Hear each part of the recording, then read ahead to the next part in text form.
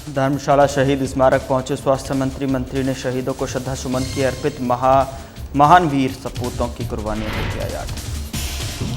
BJP अध्यक्ष राजीव बिंदल ने सरकार पर साधा निशाना। बागवानी कॉलेज स्थानांतरण को लेकर सरकार पर बरसे। बागवानी कॉलेज शिफ्ट करने के निर्णय पर बवाल। सतपाल सत्ती ने सीएम सुक्खू पर कसा तंज। कहा ऊपर इंद्र नीचे सुखविंदर से जनता परेशान। जॉब ट्रेनिंग योजना को लेकर विपक्ष हमलावर। कांग्रेस नेताओं ने की संयुक्त प्रेस वार्ता। कहा योजना का उद्देश्य युवाओं को दक्ष बनाना। सिरमौर में एससी आयोग ने आपदा प्रभावितों से किया संवाद। पुलिस और प्रशासन की भूमिका पर की समीक्षा।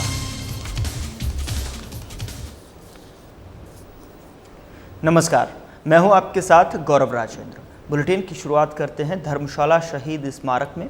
आज कारगिल विजय दिवस बड़े ही जोशों खरोशों के साथ सेलिब्रेट किया गया। कार्यक्रम में बतौर मुख्य अतिथि रिटायर्ड कर्नल और प्रदेश के स्वास्थ्य मंत्री धनीराम शांडिल्य मौजूद रहे। उन्होंने कार्यक्रम स्थल पर पहुंचकर देश के महान वीर सपूतों की कुर्बानियों को याद करते हुए उन्हें श्रद्धा सुमन अर्पित कर और उनकी वीर गाथाओं के किस्से भी सुनाए। कैबिनेट मंत्री धनीराम शांडिल्य ने कहा कि ये बड़े सौभाग्य की बात है कि आज उन्हें धर्मशाला के शहीद स्मारक में पहुंचकर कारगिल के हीरोज़ को श्रद्धा सुमन अर्पित करने का मौका मिला। उन्होंने कहा कि हालांकि उनका यहां आने का कोई कार्यक्रम नहीं था, लेकिन जैसे ही उन्हें इस बाबत जानकारी मिली उन्होंने तुरंत यहां आकर अपनी उपस्थिति मौजूद करवाई। और कर्नल ने कहा कि धर्मशाला की शहीद स्मारक कमेटी बधाई की पात्र है जो उन्होंने देश भर के तमाम शहीद स्मारकों में इस स्मारक को भी शुमार करवाने में अपना अहम योगदान दिया है। कहा कि कांगड़ा के लिए सौभाग्य की बात है कि यहाँ के दो महान वीर सपूत मेजर सोमनाथ शर्मा और कैप्टन विक्रम बत्रा परमवीर चक्र विजेता हुए हैं। उनके परिवारों का देश ऋणी है।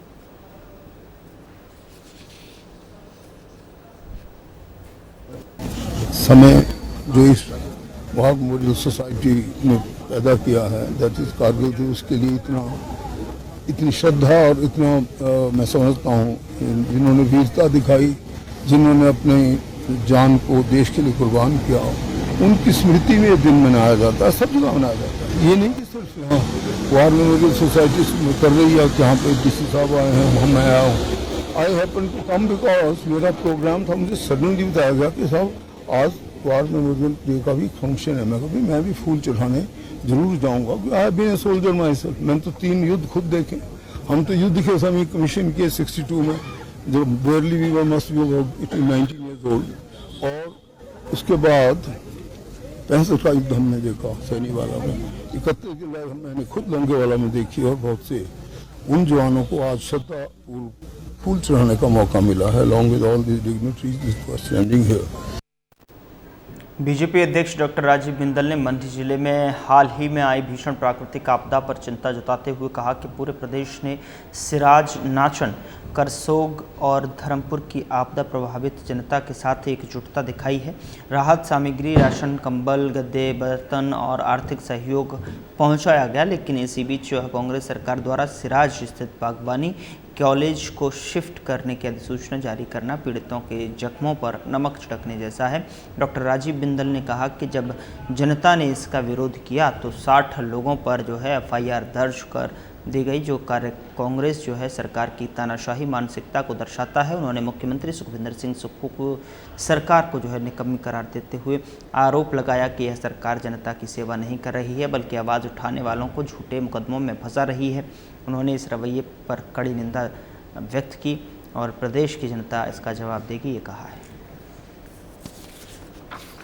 में भारी प्राकृतिक आपदा आई और उस प्राकृतिक आपदा में पूरा प्रदेश सराज की, नाचन की, करसोग की और धर्मपुर की जनता के साथ कंधे से कंधा मिलाकर खड़ा है। जहां हजारों राशन की किटें, हजारों बर्तनों की किटें, हजारों कंबल और गद्दों की किटें, तरपालें क्षेत्र में पहुंचाई गई हैं, वहीं तरह तरह से आर्थिक रूप से मदद करने के लिए लोगों का एक तांता वहां लगा है। परंतु इसी कड़ी में एक दर्दनाक घटना एक शर्मनाक घटना वो पिछले कल वहां पर होती है। बड़े गहरे जख्म हैं मंडी जिला की त्रासदी के, और वर्तमान कांग्रेस सरकार के एक मंत्री सराज में पहुंचते हैं और आकर वहां का जो कॉलेज है उस कॉलेज को शिफ्ट करने का नोटिफिकेशन कर देते हैं दूसरे स्थान। उधर बीजेपी के पूर्व अध्यक्ष और विधायक सतपाल सत्ती ने मुख्यमंत्री सुखविंदर सिंह सुक्खू पर तीखा तंज कसते हुए कहा कि प्रदेश की जनता ऊपर से इंद्र और नीचे से सुखविंदर सरकार से परेशान है। शिमला में प्रेस वार्ता के दौरान सत्ती ने थुनाग से हॉर्टिकल्चर कॉलेज को शिफ्ट करने के फैसले को आलोचना की और कहा कि जयराम सरकार ने कॉलेज के लिए 205 बीघा भूमि और 10 करोड़ का बजट दिया था, पर मौजूदा सरकार ने कोई काम नहीं किया।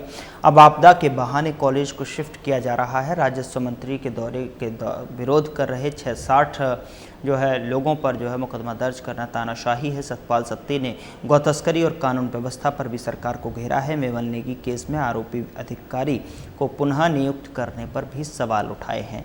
उन्होंने कहा कि हिमाचल में राजा के गृह जनता पर जो है भारी हैं, अब राजा बदलने का वक्त है।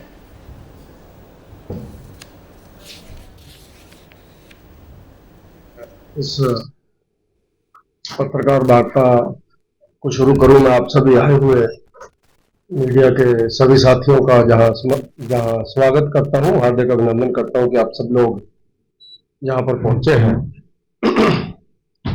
जैसा आप सब लोग जानते हैं कि जब से हिमाचल प्रदेश के अंदर कांग्रेस की गवर्नमेंट बनी है, तब से हिमाचल प्रदेश के अंदर भारतीय जनता पार्टी के अलग अलग विधानसभाओं के अंदर जहां विधायक हैं, उन विधानसभाओं के साथ बहुत ही भेदभावपूर्ण रवैया इस सरकार का रहा है। हिमाचल प्रदेश सरकार की जॉब ट्रेनिंग योजना को लेकर विपक्ष लगातार हमलावर है, लेकिन कांग्रेस नेताओं ने संयुक्त प्रेस वार्ता कर विपक्ष पर युवाओं को गुमराह करने का आरोप लगाया।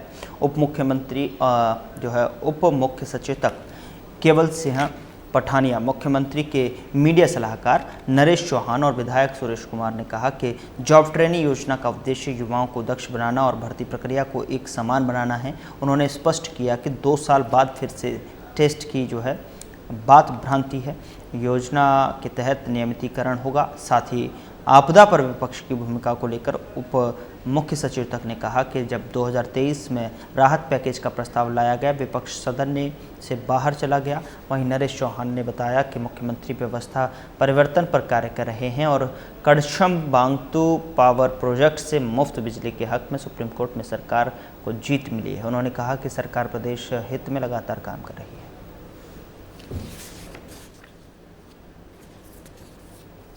मेरे साथी केवल पठानिया जी, जो विधायक शाहपुर और डिप्टी चीफ विप हैं, आप सभी परिचित हैं। मेरी राइट साइड सुरेश जी हैं, बोरंज के विधायक हैं। आज की इस ज्वाइंट प्रेस वार्ता में मैं तो बिल्कुल थोड़ा सा एक इंट्रोडक्टरी बात करूंगा, बाकी दोनों भाई मेरे अपने अपने मुद्दों पे आपसे बात करेंगे। हमारी सरकार को बने हुए 2.5 साल से ऊपर का समय हो गया।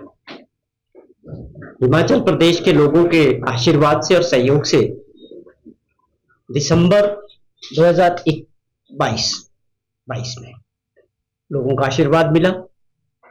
ठाकुर सुखविंदर सिंह सुक्खू जी की अध्यक्षता में कांग्रेस पार्टी की सरकार बनी। वो लगातार एक बात को कहते थे हर जगह, हर मीटिंग में और सरकार बनने के बाद, कि व्यवस्थाएं बदलने की जरूरत है। जो व्यवस्थाएं लगातार पिछले 20-30 सालों से चल रही, ऐसा उत्साह उनको उस वक्त भी दिखाना चाहिए था जब पूरा प्रदेश इस आपदा की चपेट में आया था और उस वक्त हमारा 12,000 करोड़ रुपए का जो नुकसान था प्रदेश को हुआ था और बहुत बड़ी त्रासदी थी। और अब भी ये बहुत बड़ी त्रासदी हुई है।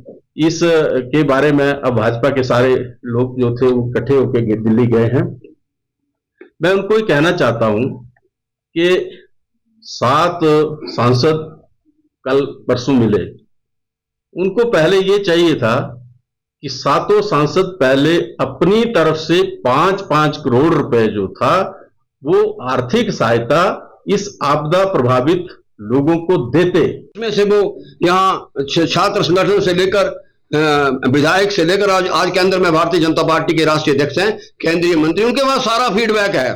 जब वो यहाँ दौरा करते थे सारे नेता थे, तो हम तो ये चाहते हैं क्योंकि बाद में मदद करने की कोई नहीं है, तुरंत मदद हो, क्योंकि आपदा का मतलब, डिजास्टर का मतलब ये है कि तुरंत मदद हो। हिमाचल प्रदेश की सरकार की तो ये एक्सपेक्टेशन थी, जब देश के स्वास्थ्य मंत्री और राष्ट्रीय अध्यक्ष यहां से, क्योंकि हिमाचल के रहने वाले हैं, किसी और प्रदेश के रहने वाले होते हो सकता है उनके पास फीड उल्टा, अगर वो प्रदेश के मुख्यमंत्री की, प्रदेश की सरकार की सारी फीडबैक, क्योंकि वो केंद्र में मंत्री हैं, तो तुरंत जो है जिस तरीके से उत्तराखंड के अंदर और गुजरात के अंदर, और मैं कहता हूं स्पेशल पैकेज आंध्रा के लिए लोकसभा के बजट में अनाउंस हुआ है, तो हिमाचल का अगर हित होता तो उस पैकेज को वो जाते ही देश के होम मिनिस्टर के, देश से प्रधानमंत्री से बात करते, उस पैकेज को वो देते। हिमाचल प्रदेश राज्य अनुसूचित जाति आयोग के अध्यक्ष कुलदीप कुमार धीमान, सदस्य दिग्विजय मल्होत्रा और विजय डोगरा ने बीआरसी कार्यालय ददाहू में आपदा प्रभावित अनुसूचित जाति वर्ग के लोगों से संवाद किया। आयोग ने उन परिवारों से मुलाकात की जिन्हें राहत राशि प्रदान की गई है, साथ ही अत्याचार निवारण अधिनियम के तहत पंजीकृत मामलों की स्थिति की समीक्षा की। इस दौरान आयोग ने पुलिस और प्रशासन की भूमिका पर भी चर्चा की। अध्यक्ष कुलदीप धीमान ने कहा कि आयोग का उद्देश्य अनुसूचित जाति वर्ग को न्याय दिलाना है और कोई भी व्यक्ति अपनी समस्या लेकर सीधे आयोग से संपर्क कर सकता है। मौके पर उपस्थित लोगों ने अपनी समस्या रखी, जिसके निराकरण के लिए अधिकारियों को आवश्यक निर्देश दिए गए। बाद में आयोग सदस्यों ने श्री रेणुका जी मंदिर में पूजा अर्चना की और इस अवसर पर कई प्रशासनिक अधिकारी भी मौजूद रहे, जिसमें एसडीएम, डीएसपी और जिला कल्याण अधिकारी शामिल थे।